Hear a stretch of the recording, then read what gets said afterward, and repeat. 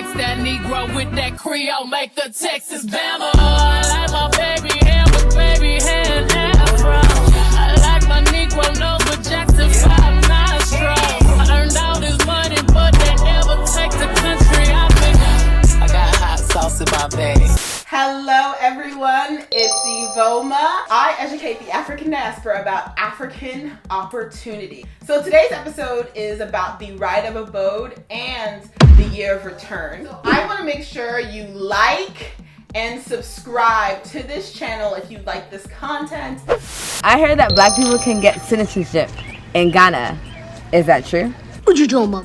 The Right of Abode allows people of African descent to gain permanent residency in Ghana. It's for, of course, people who are directly related to Ghanaians and then also slave descendants. So all the black people of the Americas and the Caribbean who do want to return to Africa have the opportunity to return through this Right of Abode program. This year in 2019 marks the anniversary of 400 years of slavery. The first slaves arrived in the Americas in 1619. Ghana is pretty much making incredible moves to welcome the diaspora home.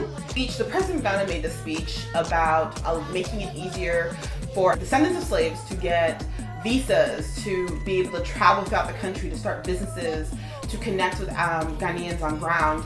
And I thought it was Why don't you click your heels together 3 times and go back to Africa? However, the Right of Abode actually has been on the books since 2001, and it's 2018 right now.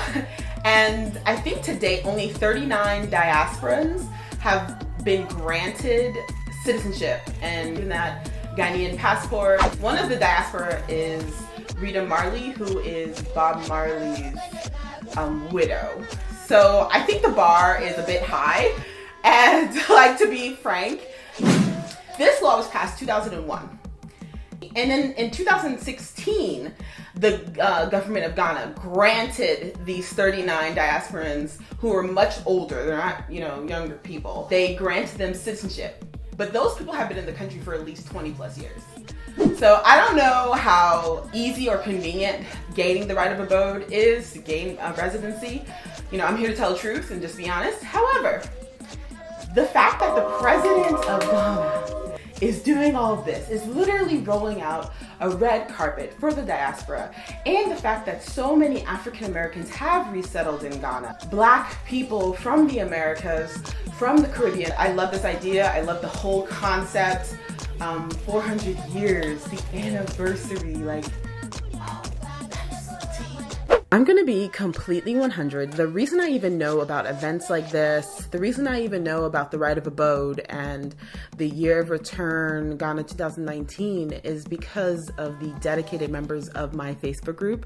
My Facebook group is called Noisemakers Africa, and I just think I just learned so much in there every single day about things that are happening on ground. I truly did not know how spectacular or how important this 400 years anniversary was, and the fact that it's next year is very interesting, and I'm gonna try to figure out how I can get involved.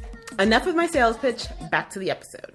Initiate the year of commemoration of one of the most momentous events of history, the commencement of the transatlantic slave trade, which brought tens of millions of Africans to the Americas, North, Central, and South.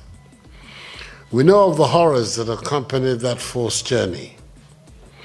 We know of the brutalities that were meted out to them during their stay in the Americas. We know of the great difficulties they have encountered in attempting to assimilate and live and maintain their dignity in the Americas.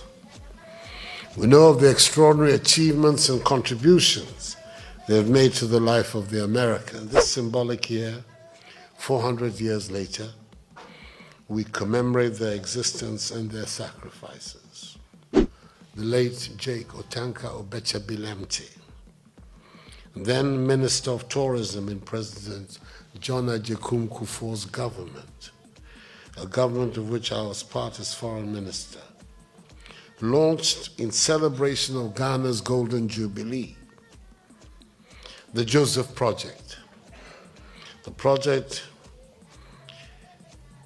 that identified the need to symbolize the return of the prodigal son who was lost and found. I just wanted to add this bit.